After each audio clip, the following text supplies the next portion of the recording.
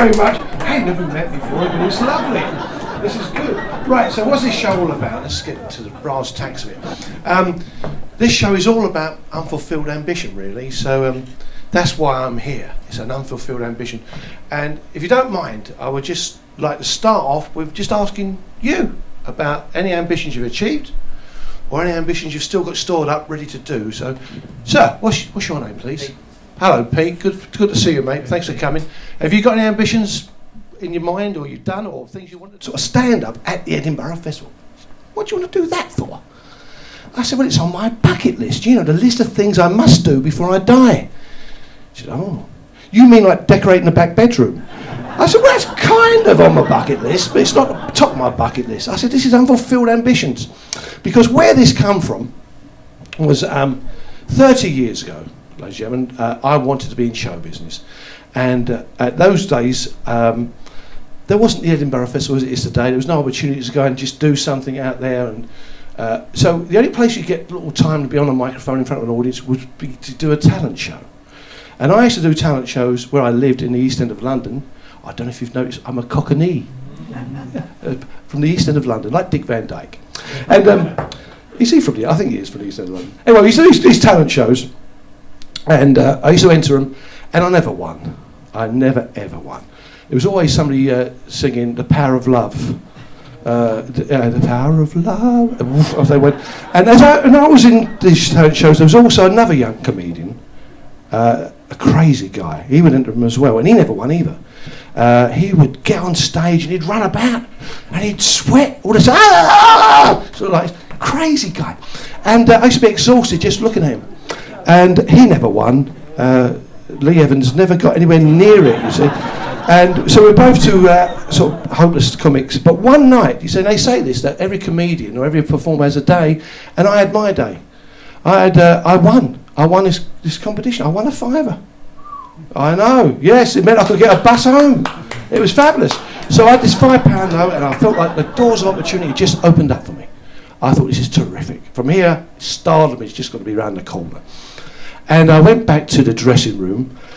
Well, I say a dressing room, it was a toilet, really, men's toilet. Yeah, I was playing a wee room then, and I'm playing a wee room now. And I was getting my stuff together, and there was a knock on the door. And I opened this door, and it was Lee Evans standing there, you see. And I said, hello, Lee, what can I do for you? He said, I just come by to say well done. He said, I think you did great.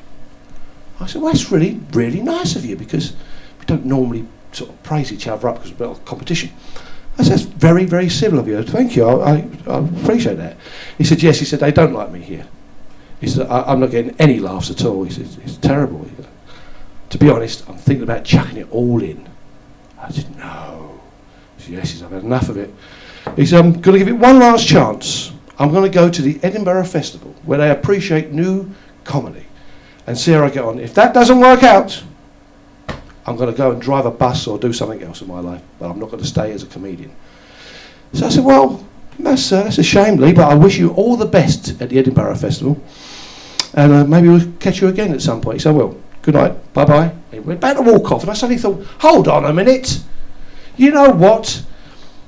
I should give this boy some advice. I mean, after all, I know what I'm talking about now. I've won the £5. I've won a competition. I need to pass this information over. It'd be only fair to do that.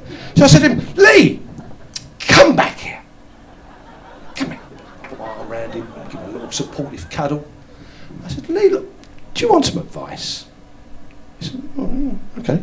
I said, look, this style you've got, it's a style that's wrong. I said, you're running around like a lunatic, you're sweating, it's manic, people don't know what they're looking at, they're getting all confused.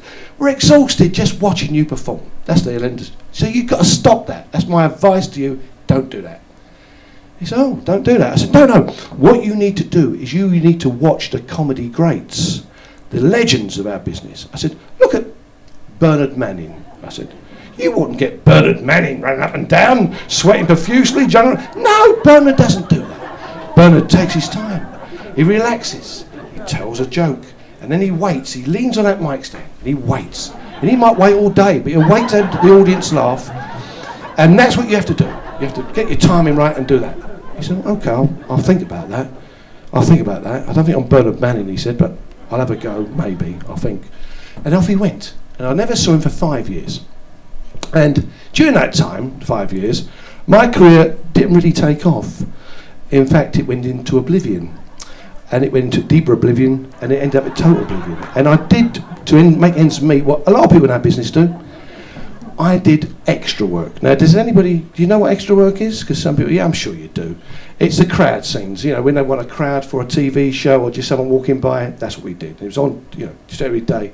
And I did loads of it. I was very successful at it. I was a pervert in EastEnders. I was. And I was also in a TV show called The Bill. Does anybody remember The Bill TV show? Well, you might remember that The Bill used to start off with someone walking down the road, two policemen, a police lady and a policeman, and they're walking down the road, da-da-da-da, da-da. They just look at their feet. These are the feet of the Bill, the famous feet. Yes, that was me. I did that, and I'd also do other odd jobs, you know. And one day, I was at Thames Television at Teddington doing a programme called Shelley. I don't know if you remember that, because it goes back a few years. Hugh Bennett, the actor Hugh Bennett used to be in that. A little comedy programme. And I was man on park bench or something like that. And I was doing that, and they broke for lunch, and I went to the canteen. I'm queuing up to the canteen with my tray, waiting to get served. And I looked down the line, and I could see somebody. I thought, I recognise that figure. I thought, that's Lee Evans. That's Lee Evans. Obviously, the Edinburgh Festival didn't work out for him. I thought, because you like to know how bad somebody else is doing sometimes, don't you? You just like to know that you're not doing the very worst. You want to find out what they're doing. Lee! I said, Lee! He said, oh, it's Joe! Oh, hello, Joe! I said, Lee, should we get a table, have a sit down, and we'll have a chat about the old days and see what you do? Yes! So I got the table, and he come and joined me. And we sat there. He said, what's happening to you? I said, Lee, I've got to be honest with you. I said, it's gone terribly wrong. Terribly wrong. I said, I haven't had a job for ages. I've ended up doing extra work as a full-time job. I've been a pervert in EastEnders. These are the feet of the bill. And I said, today I'm a man on a park bench in Shelley. He went, oh. I said, to tell you the truth, I'm thinking about chucking it all in. And I had enough of it. I said, how's things with you? What are you doing here? He said, I'm doing the Lee Evans show. I said, you don't need any extras, do you, on that Lee Evans show?